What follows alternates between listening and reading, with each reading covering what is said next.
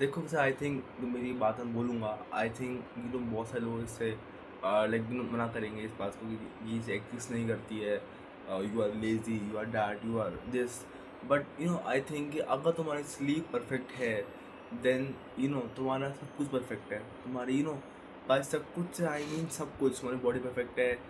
तुम आलसी कम रहते हो, तुम एनर्जेटिक ज़्यादा रहते हो, तुम ज़रा एनर्जेटिक रहते हो, तुम और काम कर पाते हो, है ना। तुम्हारे एम्बिशंस बहुत बड़े हो जाते हैं, तुम्हारे गोल्स बहुत बड़े हो जाते हैं। एंड या तुम्हारी मेंटल स्टेट बहुत सही रहती है।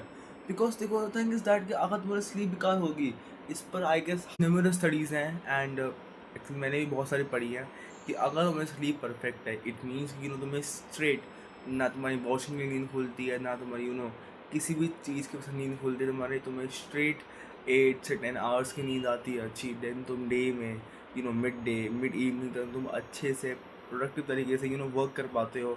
चाहे तुम्हारा स्पोर्ट्स हो, चाहे तुम और तुम्हें डेस्क पर काम करना हो, चाहे तुम्हें कोई क्रिएटिव काम करना हो, तुम ज़्यादा सोच पाते हो, तुम्हारी मेंटल स्टेट बहुत सही रहती है। एंड उसके बहुत न्यूमरस फ़ायदे हैं स्लीप के। तुम्हारी स्किन बढ़िया रहती है, तुम्हारी हेल्थ बढ़िया रहती है, तुम्हारी बॉडी बढ़िया रहती है, तुम्हें अच्छा फील होता है।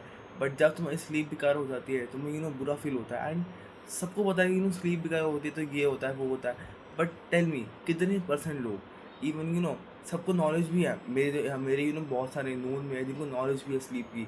बट उनमें से 90% ऑफ लोग लेते ही नहीं स्लीप अच्छे से। वो सिर्फ 5 घंटे की 4 घंटे की नींद ले लेंगे, एंड वो भी फ्रेगमेंट्स में लेंगे। लाइक 2 घंटे ले लिए, उठ गए, फिर थोड़ा रील स्क्रॉल कर लिया, फिर थोड़ी देर सो गए। ऐसे नहीं होता है। तुम्हें अपनी बॉडी को कॉन्स्टेंट स्लीप देनी है।